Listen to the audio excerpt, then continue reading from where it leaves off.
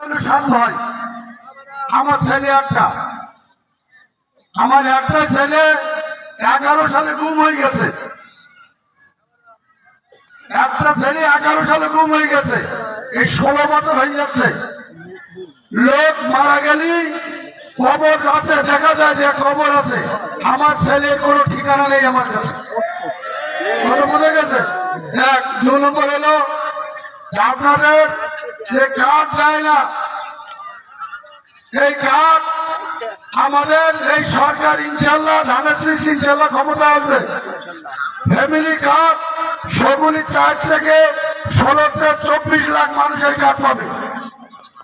আপনাদের যে গরিব মানুষ যারা আছে, আপনারা ধানের শীষে ভোট দেবেন, মাসে আপনার 2,500 টাকা করে আপনি পাবেন।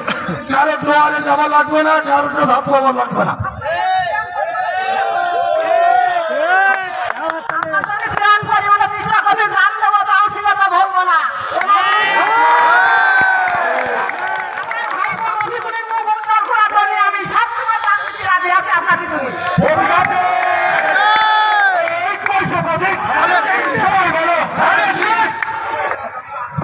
আর আমার ভাবি বললে রাস্তা রাস্তা শুধু না, ইনশাল্লাহ আলিপুর ইউনিয়ন জেলা মাঠে শিবপুর ঘোড়া ইউনিয়নে ইনশাল্লাহ কোনো রাস্তা কাটা থাকবে না।